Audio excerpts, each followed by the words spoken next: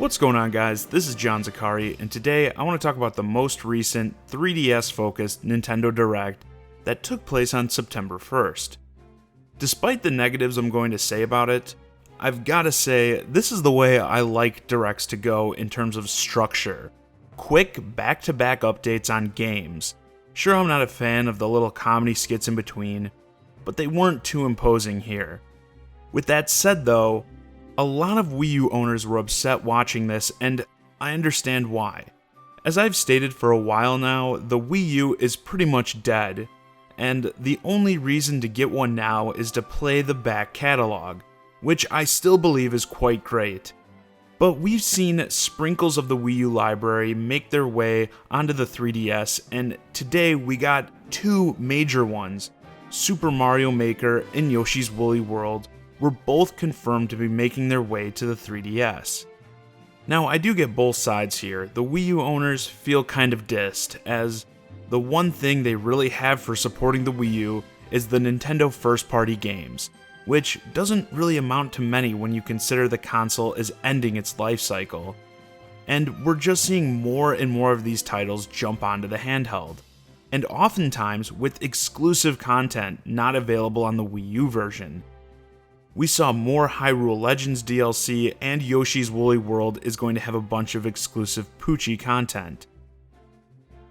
On the other hand, Nintendo clearly realizes that they aren't going to get much more out of the Wii U in terms of sales, so why not get more bang for their buck out of these games by releasing them to the wide 3DS audience?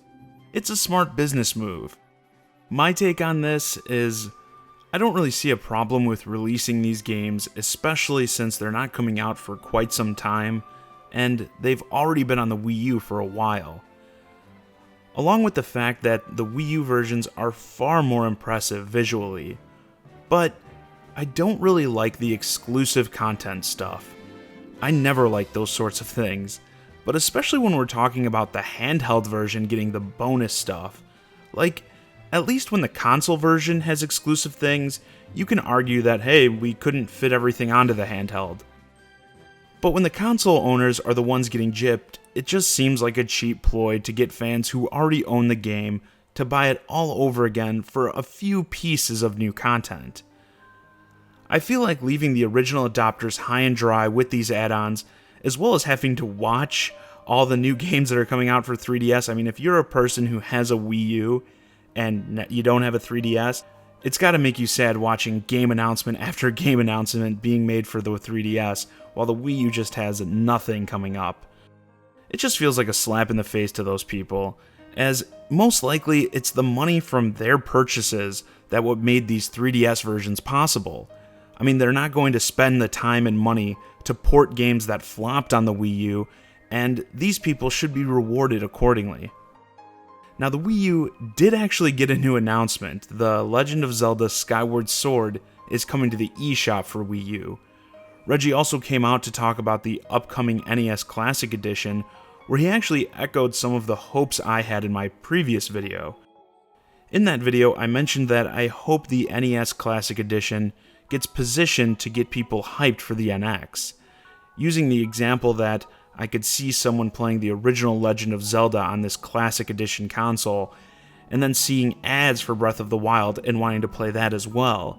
And in this Direct, Reggie similarly mentioned that people should go back and play the old Zeldas, like the ones on the NES Classic Edition, as well as Skyward Sword on the eShop, to prepare for Breath of the Wild.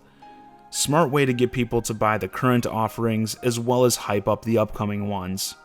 As far as the 3DS news goes, there's a lot of stuff on the way that I'm pretty excited for.